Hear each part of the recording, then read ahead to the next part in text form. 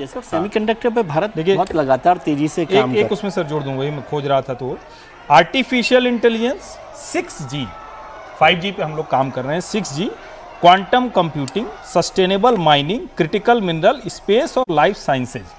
अगर इसका by product कहें तो क्या है जो हम आजकल बहुत बात कर रहे हैं, तो battery, energy storage, energy transmission, smart grid technology और स्मार्ट सिटी, तो उन सब के लिहाज से बड़ा महत्व। एक खबर में और पढ़ रहा था कि कोई बहुत मेजर मतलब one of its kind oil exploration भी शुरू हो रही है, मतलब हमारे सारे समुद्री तट उसमें शामिल कर लिए गए हैं, अरेबियन सी वाला भी और बे ऑफ बंगाल भी और सब कुछ।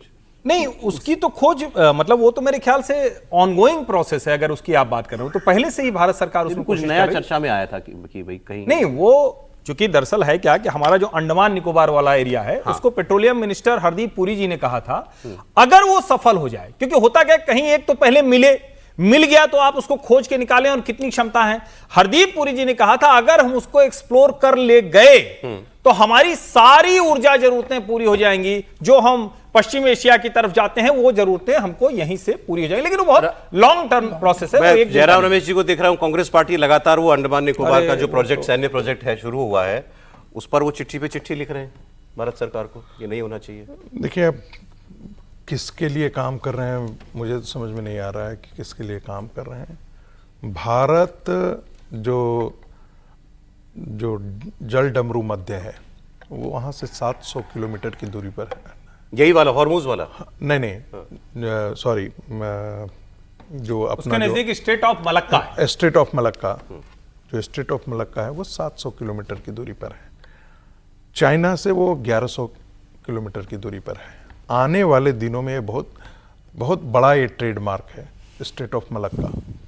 वहाँ पर भारत के यदि पोर्ट बन जाता है, बंदरगाह बन जाता है और सैन्य ठिकाने बन जाते हैं तो भारत उस एरिया में डोमिनेट करने की स्थिति में आ सकता है।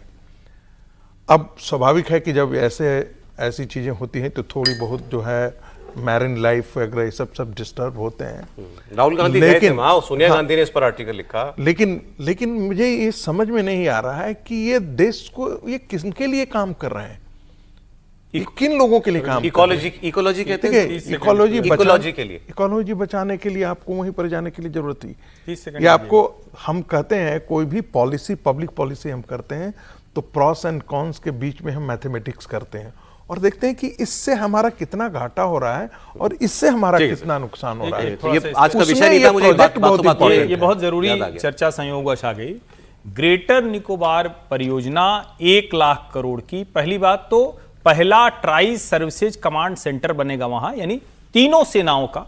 दूसरा, इंटरनेशनल ट्रांसशिपमेंट कंटेनर एक बड़ा टर्मिनल बनेगा, यानी दुनिया भर जो जहाज आएंगे। और इसको आप यूं समझिए कि जो काम चाइना ने हांगकांग से किया है, अगर उसको आप समझना चाहें, जो काम दुबई पोर्ट से हुआ है वो काम इससे हो सकता है। और स्ट्रेट ऑफ मलक्का से अभी भी दुनिया का सबसे one of the most important trade route है। और भारत के लिहाज से देखें तो डिफेंस और इकोनॉमी के लिहाज से ये आत्मनिर्भर बनने का। उसमें एक लाइन जोड़ता हूं, राजीव गांधी जी क्या सोचते थे? खलीज टाइम्स को इंटरव्यू में उन्होंने कहा था कि हम यहां पर बैंक ऐसा बनाएंगे जो टैक्स हेवन होगा। आप बस अंतर समझ लीजिए क्या क्या दोनों, वो निजी सुख सुविधा उपभोग के लिए इस्तेमाल करना चाहते थे, ये देश के उन लॉन्ग टर्म इंटरेस्ट को। कॉन्फ्लिक्ट हमेशा चलता रहता, मतलब उसमें जो रागी साहब कह रहे हैं वो बात है कि हमको कंपेयर करना कि किस चीज का बड़ा फायदा नुकसान। हाँ, कॉन्फ्लिक्ट और डेवलपमेंट का ये मतलब इकोलॉजी और डेवलपमेंट हमेशा ही एक कॉन्फ्लिक्ट जोन रहता है। उसमें आपको देखना है कि कैसे रास्ता निकाला जा सकता है या क्या ज्यादा फायदेमंद है। अब ट्रम्प साहब अगर ये जंग रोक दें तो हमारे नेताओं को भी गाड़ियां मिल जाएंगी दोबारा चलाने के लिए, मेट्रो लेकिन नहीं चलना पड़ेगा। लेकिन हुआ क्या, उसमें हो क्या रहा है?